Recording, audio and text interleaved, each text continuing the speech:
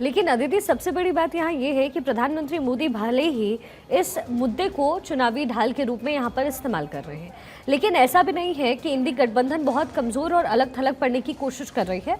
और सबसे बड़ी बात यह है कि मायावती के रोल को अगर आप उत्तर प्रदेश में देख लें, असदुद्दीन ओवैसी के रोल को अगर आप उत्तर प्रदेश में देख लें, और इसके साथ ही उत्तर प्रदेश के साथ साथ बिहार को भी अगर आप देख लें और महाराष्ट्र की राजनीति को भी, तो एक बात समझ में आती है कि इंडी गठबंधन भले ही सीट शेयरिंग के फॉर्मूले पर भटक गया हो एक दूसरे से, लेकिन ऐसा नहीं है कि बड़ी कमजोरी के साथ इंडी गठबंधन आगे बढ़ रहा है। एकजुट होने की कम से कम कोशिश तो कर रहे हैं। ये जो जितने भी दल हैं वो संगठित होने की कोशिश कर रहे हैं। अब ईडी के मुद्दे पर अगर प्रधानमंत्री मोदी इस मुद्दे को ढाल बना रहे हैं तो ये कामयाब कितना होगा? देखिए, दो चीज़ें हैं। जहां एक तरफ कांग्रेस और जितने भी इंडिया गठबंधन के जो घटक दल हैं वो एक दूसरे की ताकत हैं। खास तौर पे कांग्रेस के लिए सारे घटक दल ताकत हैं और सारे घटक दलों के लिए कांग्रेस यानी एक दूसरे की ताकत है। लेकिन बीजेपी में अलग बात है। बीजेपी भले ही एनडीए के साथ 400 पार का आंकड़ा कर रही है, लेकिन एनडीए के सारे घटक दल बीजेपी पे डिपेंडेंट है मेजरली। उनको पता है हमारा भविष्य सिक्योर है, उनको पता है कि अभी बीजेपी बहुत दूर तक जाएगी, इसलिए इनके साथ रहें। आप देखिए, कई ऐसे दल जो छूट गए थे, टीडीपी को देखिए, चंद्रबाबू नायडू से वापस आ रहे हैं अपने भविष्य को सिक्योर करने। आधे ज़्यादा नेता छोड़ के इसलिए एनडीए के साथ आ रहे हैं, बीजेपी के साथ भविष्य को देखने। तो ये तो एक अलग मुद्दा है। लेकिन इंडिया गठबंधन में अगर आप सीट शेयरिंग का जिक्र करेंगे, भले ही माथापच्ची हुई, जाहिर तौर पे इतना बड़ा परिवार है तो माथापच्ची होनी थी, लेकिन अभी भी कांग्रेस बड़े भाई की भूमिका में रहा। और अभी भी जहां पर उसको लगा कि मैं तीसरे चौथे नंबर पर हूं, उसने जो दूसरे दलों को दे दी अपनी सीटें स्ट्राइक रेट बढ़ाने के लिए। तो सब लोग एक दूसरे की ताकत केवल इसलिए ही बन रहे हैं कि आप एक दूसरे के साथ रहेंगे और भारतीय जनता पार्टी के नंबर को कम करा पाएं। लेकिन अब ईडी का मुद्दा है।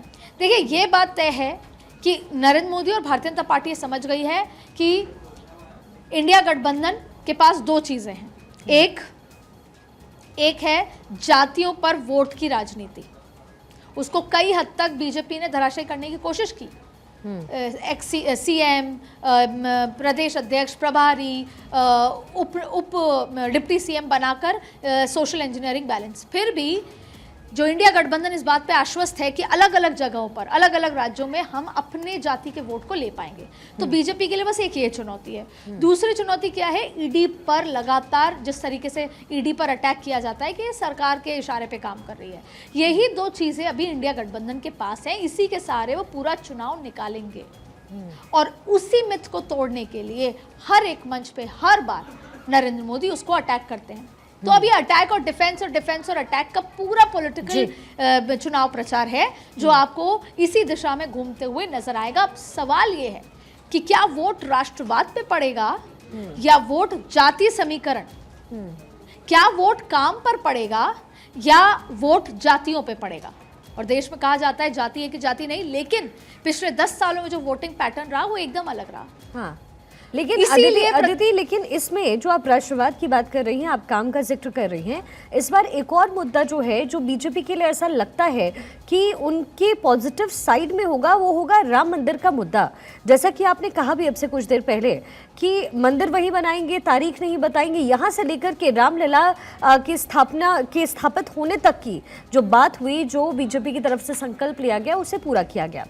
लेकिन क्या ऐसा नहीं लगता कि राम मंदिर का जो मुद्दा है, जिस तरीके से देश भर में और जाना चाहिए था, बीजेपी उसे लेकर नहीं जा रही, या फिर ये सेंटिमेंट पहले से ही लोगों के अंदर है राम मंदिर को लेकर और शायद बीजेपी इसे भुना नहीं रही है? देखिए, तो वोटर जब घर से निकलता है उसके दिमाग में क्या कुछ उस दिन का चल रहा होता है और बैकग्राउंड में सबकॉन्शियस में क्या है, उस पर डिपेंड करता है। लेकिन आप इस तो दो साइकोलॉजी को समझिए। एक तो ये कि ताज़ा कुछ चीज़ जैसे 2019 में हुई कि घर में घुसकर अटैक किया पाकिस्तान के, क्योंकि पाकिस्तान हमारे सेना के साथ जो भी तमाम जो स्थिति हुई और उस समय एक राष्ट्रवाद का जो भावना का उबाल था वो वोटर्स में आपको देखने को मिला। 300 और गिनते जाइए, 303 का आंकड़ा ये हुआ। लेकिन अभी कांग्रेस तो ये मानती है कि अभी हाल ही में कुछ ऐसा बड़ा नहीं हुआ, इसलिए अभी वो सेंटिमेंट और भावना नहीं है, इसलिए जाति पर वोट पड़ेगा। ये एक अलग मुद्दा है, हो सकता है। अब आप देखिए भारतीय जनता पार्टी ने क्या किया। आप अगर अयोध्या की ज़मीन पर जाकर समझेंगे तो वहाँ पर पश्चिम बंगाल, बिहार, ऐसे ऐसे राज्य से जहाँ पर बीजेपी का बहुत अच्छा होल्ड नहीं है, वहाँ के भी जो लोग, साउथ, आंध्रा, तेलंगाना, केरला, कि लोग जब आके दर्शन कर रहे हैं, क्योंकि जाहिर तौर पे राम तो पूरे जिसे कहते हैं कि राजा है ना पूरे विश्व के, पूरे भारत के राजा हैं वो, तो ऐसी स्थिति में सब राम को, ये जो इम्पैक्ट हुआ है राम लल्ला का प्राण प्रतिष्ठा का, ये इम्पैक्ट मन पर हुआ है, मनोस्थिति पे हुआ है, उसका आपको वोटिंग में दिखेगा। लेकिन भारतीय जनता पार्टी कोई भी मुद्दा अधूरा नहीं छोड़ती। आप 18 तारीख को जिस तरीके से पूरी भारतीय जनता पार्टी एड़ी चोटी के जोर के साथ जो राम नवमी आ रही है, जिसको राम जन्म की तिथि मानी जाती है, उसका जो जश्न होगा वो एक बार ब्रशअप होगा। ब्रशअप क्या होगा कि जो उबाल और भावना आपने देखी थी, शिखा आप खुद भी गई थी अयोध्या, मैं भी आपके साथ गई थी, तब आपने देखा था कि जो उबाल था लोगों की भावनाओं में, वो एक बार वापस 18 तारीख को आपको देखने को मिलेगा। भले ही उसकी अभी बात नहीं हो रही है, लेकिन पिछले 6 महीने से गांव-गांव, मंडल स्तर, जिले स्तर, घर घर में जो राम का जन्मदिन जो मनाया जाएगा, जन्मोत्सव जो मनाया जाएगा, वो देखने लायक होगा। यानी एक बार फिर लोगों को ये बताया जाएगा कि राम लल्ला को हम लाए, तारीख भी बताई, प्राण प्रतिष्ठा भी की, और अब प्राण प्रतिष्ठा के बाद का पहला जन्मदिन कैसा हो।